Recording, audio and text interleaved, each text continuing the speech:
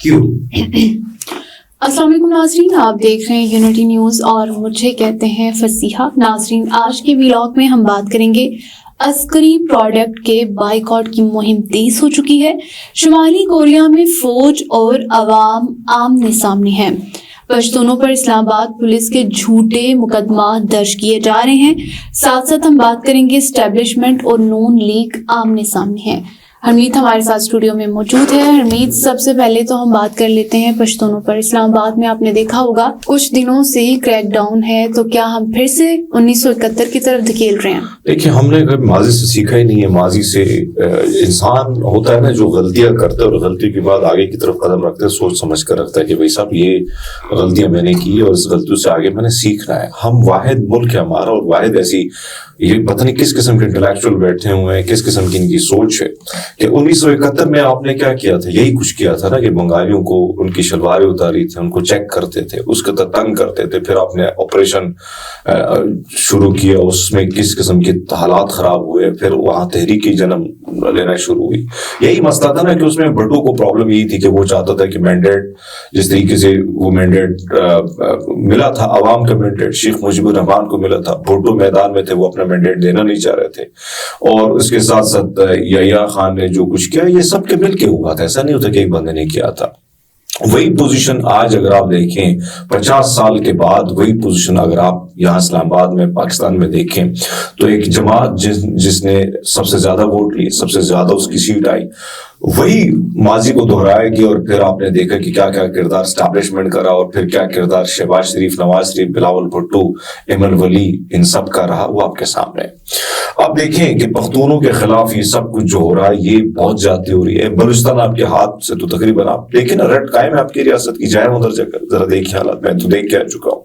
اب یہاں پہ پختونوں کے ساتھ جن کا تعلق نہ جماعت سے ہے نہ کسی پارٹی سے، آپ ان پر کریک ڈاؤن کر رہے ہیں۔ پنجاب پولیس یا اسلام آباد کی جو پولیس ہے یہ رشوت عادی کر دیا، پولیس کو بہت تباہ کر دیا۔ جب سے پولیس آپ کسی اور کے گن گانے لے کے، اس کے بعد پولیس تباہ ہو چکی ہے۔ آج موٹر وے پولیس نے، آپ نے دیکھا کہ موٹر وے پولیس کے آئی جی نے پریس کانفرنس کی تو اس پر صحافیوں نے ان کی چھت رول کر دی۔ یہ ایک ہی ادارہ تھا جو سیاسی نہیں تھا، اس کو بھی سیاسی بنا دیا، تباہ کر دیا گیا ہے۔ اب یہ کہہ رہے کہ ایک ٹائم پہ 6 جگہوں پہ متعدد جو ہے انہوں نے وہ کرنا تھا، کنسٹرکشن کا کام کرنا تھا۔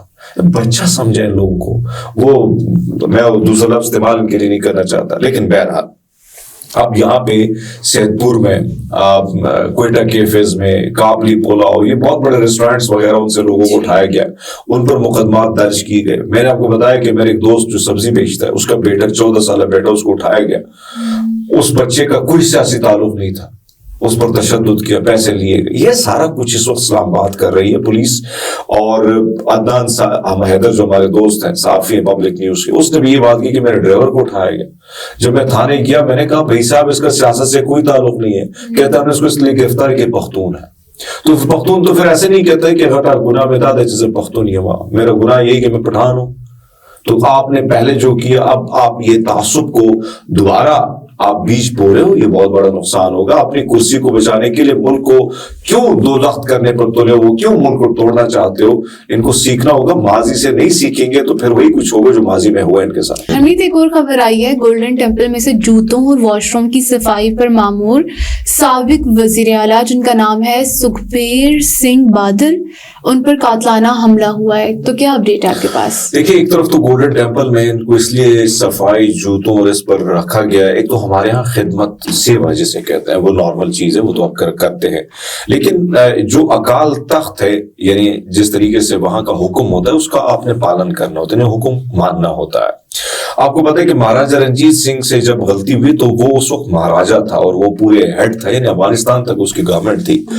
اس غلطی کی وجہ سے اس کو سزا دی گئی کہ آپ نے واش روم اور ٹوائلٹ صاف کرنے ہیں۔ مہاراجا اچھا، ان کو جوتوں کی سزا بھی دی گئی کہ جوتے بھی آپ نے صاف کرنے، اور وہ اس نے کیا ہے کہ 3 دن تک وہ خدمت پر مامور تھے۔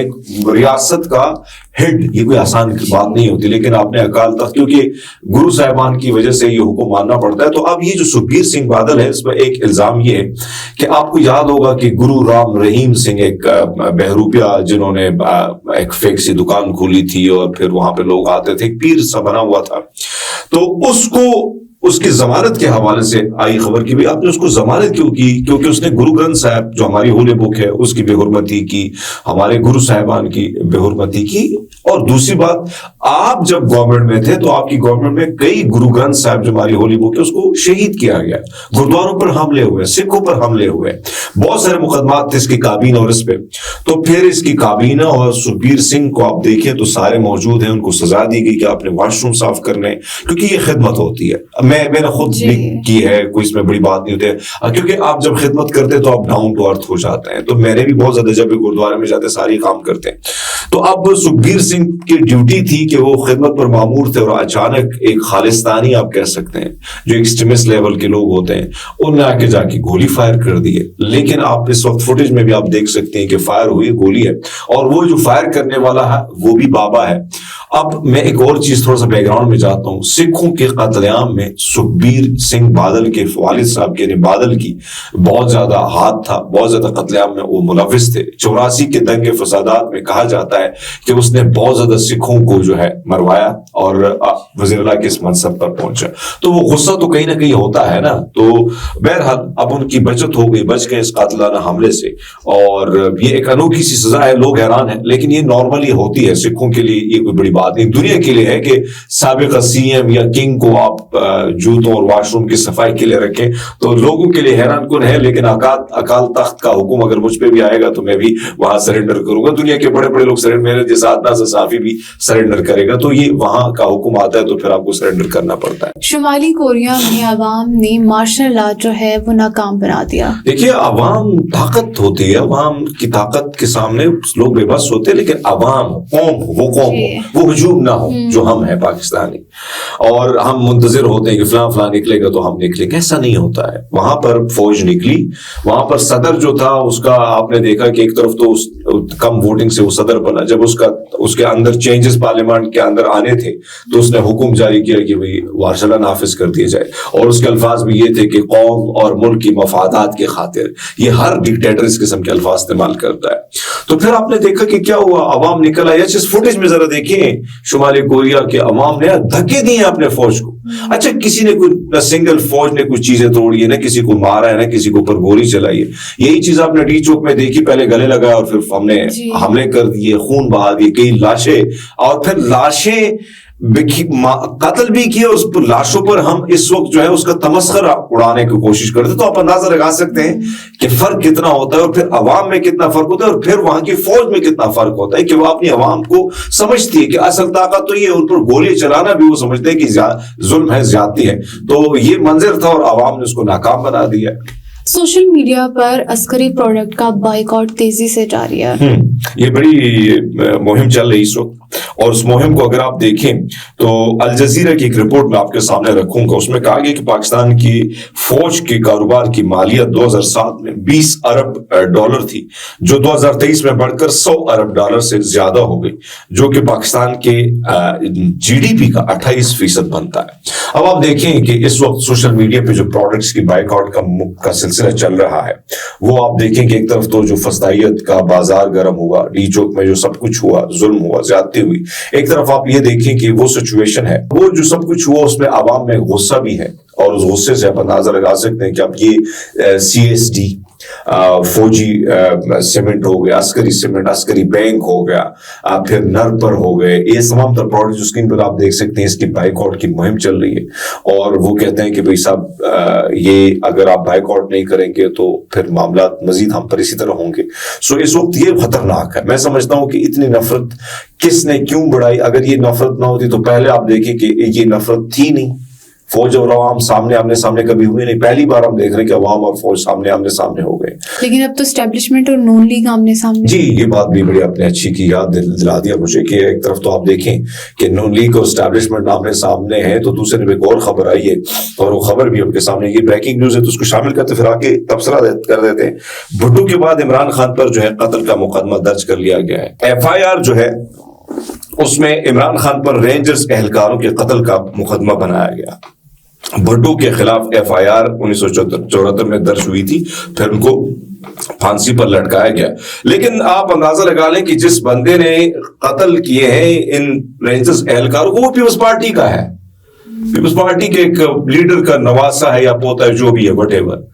खैर, अब इन्होंने कत्ल का मुकदमा खान पर दर्ज किया क्योंकि खान जेल से निकले और शायद उन्होंने कत्ल कर दिया। बहरहाल आप देखें कि अब मामला ये है कि हुकूमत ने पहला दाव खेला शहबाज शरीफ की सूरत में कि भाई साहब ये जो आर्मी चीफ है, मैं शुक्रिया अदा करता हूं कि इन्होंने सब कुछ क्लियर कर दिया। यानी बहुत बड़ी चाल थी। और जरा ये बताते हैं कि नवाज शरीफ साहब का मसला था, यानी मशवरा था, और शहबाज शरीफ इस तरह की हिम्मत नहीं कर सकते। दूसरे नून लीग के मुख्तलिफ हुक्मरान जो है, इसमें पीपल्स पार्टी शामिल है, इस खून रेजी में पीपल्स पार्टी शामिल है, उसको हम नई हुकूमत का हिस्सा है, वो बिलावल भुट्टो हुकूमत का हिस्सा है। तो अब आप देखें कि नून लीग सारे जो है वो कोशिश कर रही है मलबा एस्टैब्लिशमेंट पर डाल रही है, फौज पर डाल रही है।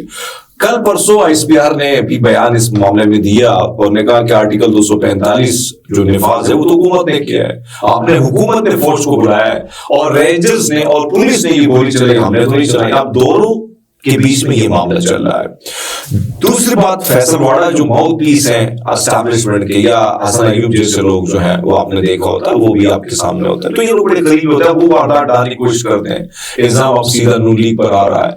तो मैं समझता हूँ इन सब का गठ जोड़ है जिन्होंने जुल्म की, ज्यादती की और इतनी लाशें उन्हें गिराई है। सो बिलावल भुट्टो ये भी कहते हैं कि भाई लाठी से जो है वो सिस्टम ठीक करना होगा। बिलावल भुट्टो को देखना होगा कि क्या याह्या खान ने लाठी चलाई, ज़ौलक ने लाठी चलाई, आपके नाना को फांसी के तख्त पर चढ़ाया, तो क्या मुल्क में इस्तेहकाम आया? नहीं आया। जिसने लाठी का इस्तेमाल किया, बलूचिस्तान में आपने लाठी चलाई, क्या हुआ? आप पख्तूनों के खिलाफ लाठी इस्तेमाल करें तो माजरत के साथ अगर लाठी चलती जाएगी तो फिर लाठी उठेगी और ये नुकसान होगा। सो ये सिचुएशन है वसीयत मुल्क में, जो हालात है आपके सामने।